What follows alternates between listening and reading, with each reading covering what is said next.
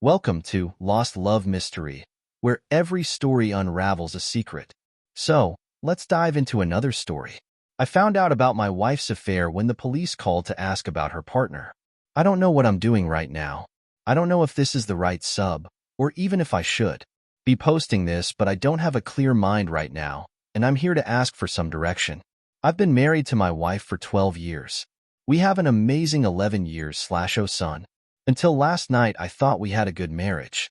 I thought I was always really good to her. We have no money problems, no intimacy problems, and I have never taken her for granted. I honestly wake up every morning and thank God she is my wife.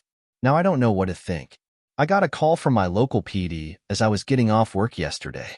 They asked if I could come to the police station as soon as possible. I panicked.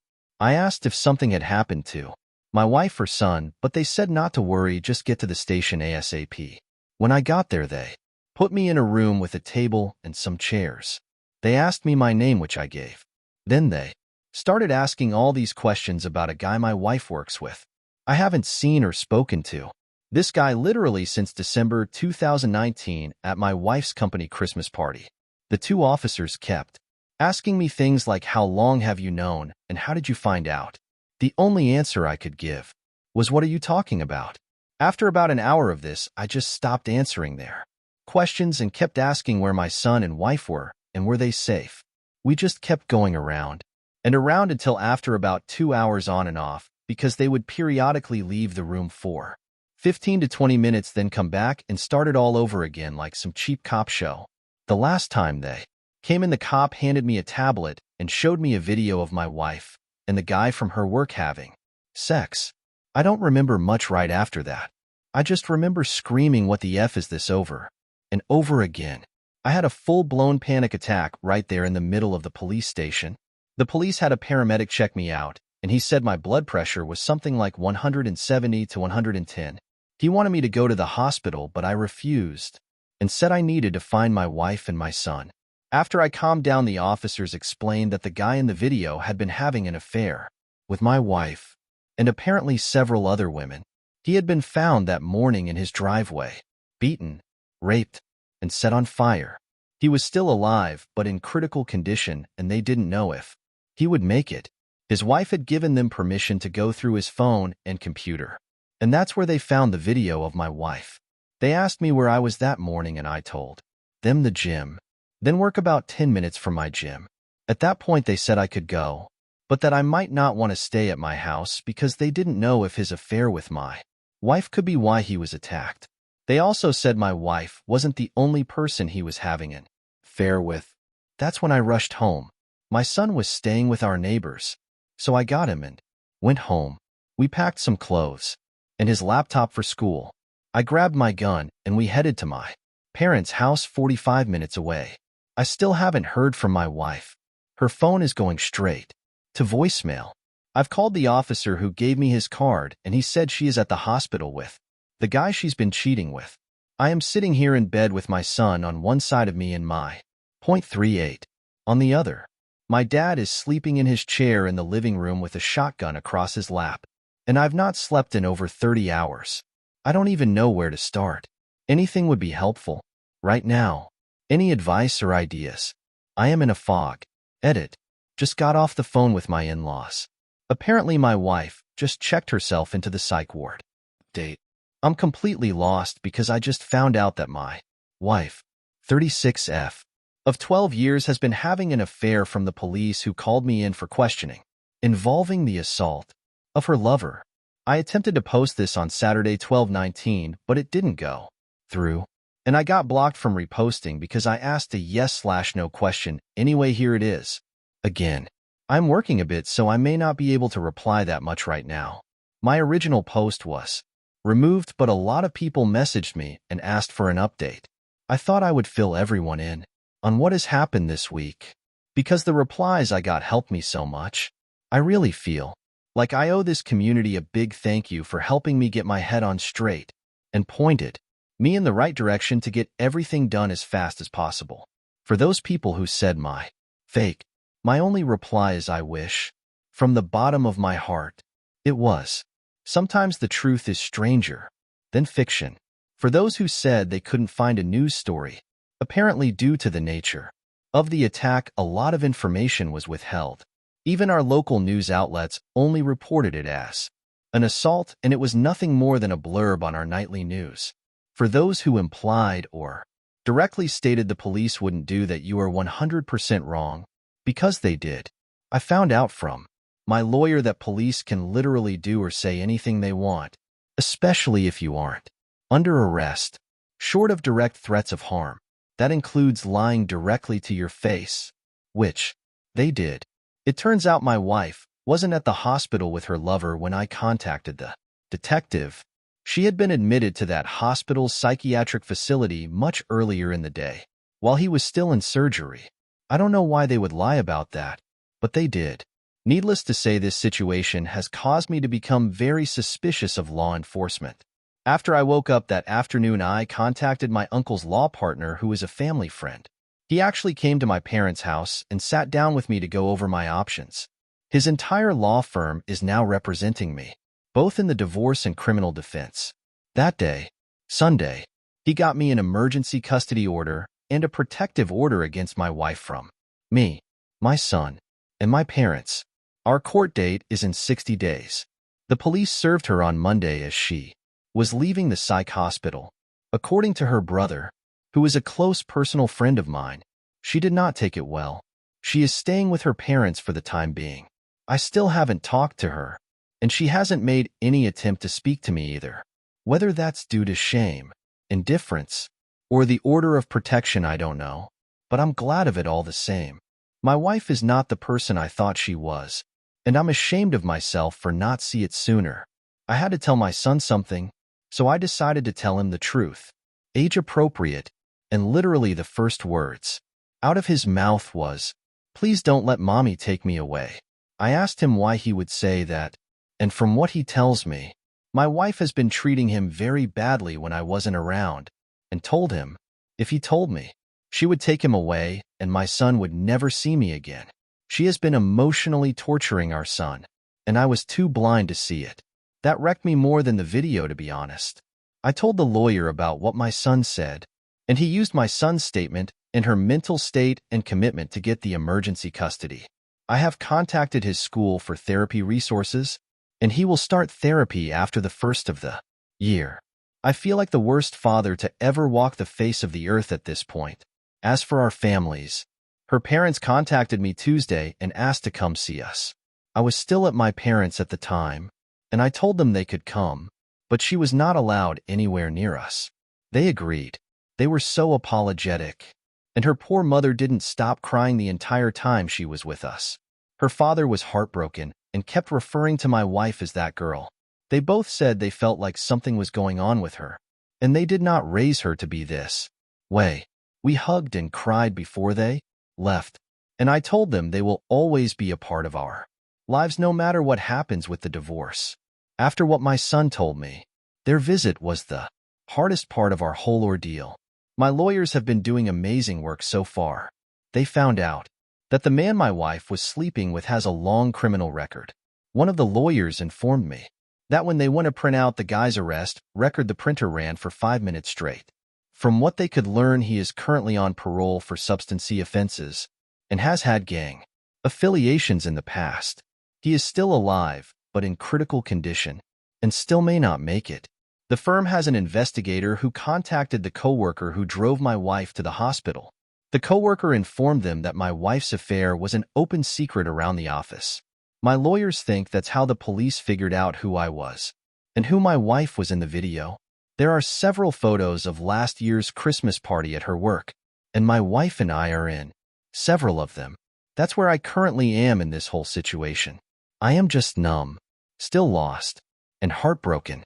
How long does the numbness last? And is there any way to get past this lethargy faster? I mean, really numb, like a dream. Everything I've just said has felt like it's happening to someone else. I'm completely lost because I just found out that my 42M wife, 36F, of 12 years has been having an affair from the police, who called me in for questioning involving the assault of her lover. I will start off again by saying thank you to everyone who replied to both my original post and my update. This sub really did help me so much. If I didn't respond to you directly, I'm sorry, but I got so many messages I can't keep up with them all. First, my son is doing so much better. He started therapy the first week of Jan, and the difference is already noticeable. I asked him if he felt comfortable with me talking to his therapist, and he said yes. So I've had a few discussions with her. According to the therapist, my SDBX would verbally and emotionally abuse our son whenever they were alone together. He was not allowed to make noise or bother her in any way when he was home. She would leave him alone for hours on end, and even overnight if I was out of town. She would then threaten him with being taken away and never see me again if he told me or anyone else. The therapist said this has made him feel powerless and dependent in a time in his development that she should actually be feeling empowered and self-reliant. So to that end, I have bought him his own phone and helped him memorize family members' phone numbers and as many addresses as are relevant. I've also been teaching him situational awareness, to pay attention to street names and how to read addresses on buildings. We've also role-played how to ask people for help, how he can clearly explain to strangers that he's in trouble and he doesn't feel safe. I know this may sound silly, but my son can be a bit introverted and shy when he doesn't feel comfortable. Even though we've only been doing this for a few weeks, I can see that it's really building his confidence. Any suggestions on how to continue to build his self-reliance would be really helpful. His safety and well-being is still my #1 concern right now. As for myself, I'm doing as good as can be expected. I started therapy around the same time as my son, and although I don't speak to my therapist as much as he does, it has helped to be able to talk through my thoughts and feelings about everything that has happened to us and our family. The numbness is gone, but it was replaced by a white-hot ball of anger in the pit of my stomach whenever I think of my SDBX and what she's put our family through. Funny enough, although I hate feeling angry, it's a lot easier to deal with than the numbness. My therapist says this is part of the grieving process, and it's not how we feel but how we channel those emotions that matter. My legal situation, while I'll be honest, is the scariest thing I've ever dealt with in my life. I was awarded temporary full custody and child support, which I didn't want, but my lawyer pretty much demanded we ask for, as well as a continuation of the order of protection for myself and my son, at the request for an order hearing, which neither my wife nor her lawyer showed up to. The judge asked if we would allow supervised visitation, but my son absolutely refused, which was why my lawyer told me to bring him along. The judge asked my son if he would speak to him alone, and he agreed. The judge, stenographer, and a child welfare officer went into chambers with my son and met for about 10 minutes. After their meeting, the judge granted the temp orders and ordered therapy and psychological evaluation for my son.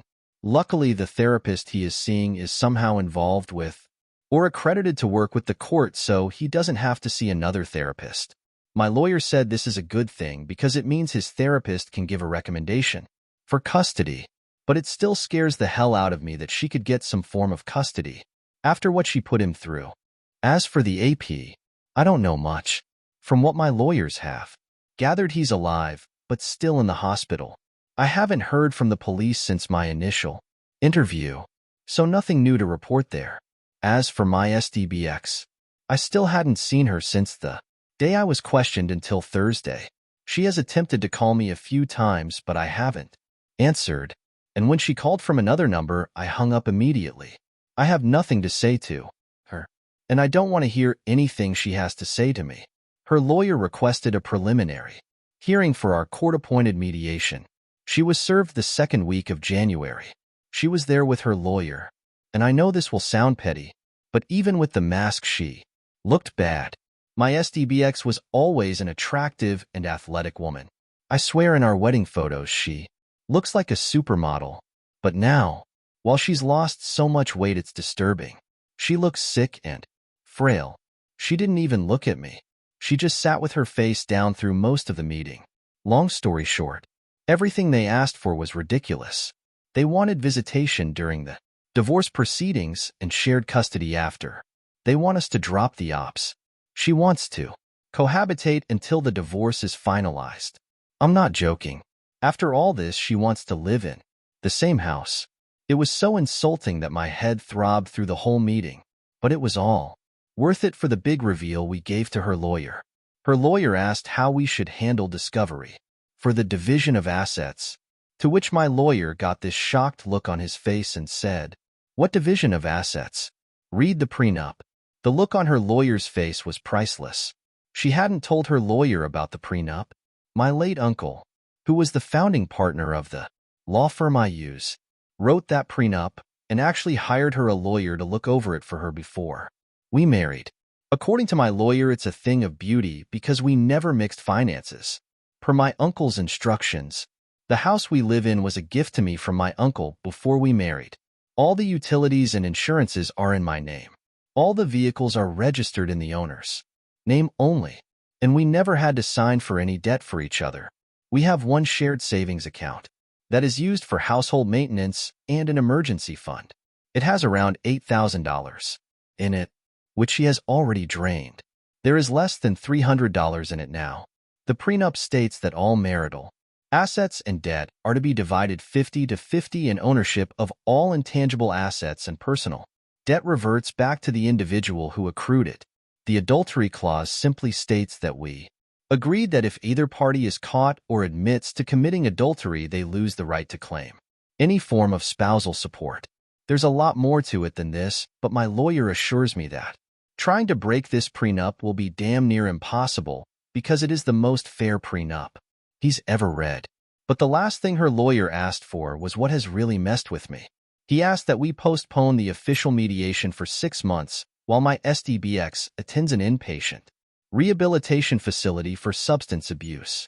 Some people in both my last posts stated that might have a substance abuse issue, but I didn't even think about it because I couldn't even fathom that. I talked to my lawyer, and he said that we would discuss it and get back with them about our decision on that. Before we left, my SDBX spoke, literally for the first time, and asked me to read a letter she had written me. My lawyer gave me the "this could be a snake, so be careful" look, and I debated with myself for a moment, but decided to take it. When I got home, I read it, and now I wish I hadn't. It started off with all those busted cheater platitudes that everyone warned me about. I love you. I love our family. I know I mistreated son, and I hate myself for it. I want us again. But she did explain that after a major surgery she had about 2 years ago, she started abusing her medication. After a while, she started buying them from some of the people she worked with, including AP. He became her go-to guy, and when she ran out of money, she started sleeping with him to make up the difference. She said she hid this from me because she was afraid I would make her stop, and she couldn't feel right without them anymore, that he meant nothing to her but a fix, and she hates herself for doing what she's done both to herself and to us. Now, she says she understands how awful what she's done is and wants to get better for our family, and asks me to at least give her some time to prove she wants this. And let me state, for the record, I will never get back with my wife. Our marriage was over the moment she cheated on me and abused our son. But damn, where the F was I while all this was going on? I just feel like the most naive, obtuse idiot to ever walk the earth. And furthermore, how should I approach this from here? Am I just throwing her away? Or am I still justified in feeling betrayed? I feel like such a failure as a husband and a father right now. I mean, I feel nothing for her but anger and resentment. But is this how you treat someone fighting the demons? More info. I know that she doesn't get the benefit of the doubt anymore, and I can't risk my son's well-being for her anymore. She has to do this on her own. After reading the comments here, I'm wondering if she didn't send me that letter to set herself up, so she would have an excuse to keep going down the spiral, so to speak. I was told that not showing compassion is not the same thing as being vindictive. I need to internalize that for myself. Letting her fall isn't the same thing as kicking her when she's down. She has put me in an impossible situation to help her because I cannot risk my son feeling betrayed by me. I am still going through with the divorce, but I may contact her treatment facility to see if I might be able to support her from a distance. I want to support her as a fellow human being, and for the love we really did share at one point in time, but my son is my number one priority right now. Also, my lawyer was ready to pop the champagne. When I read him her note, he said it's a clear-cut admission of untreated addiction which pretty much guarantees me full custody. I'm not sure if I should be doing this, but I'm not sure if I should. Also, my lawyer was ready to pop the champagne when I read him her note. He said it's a clear-cut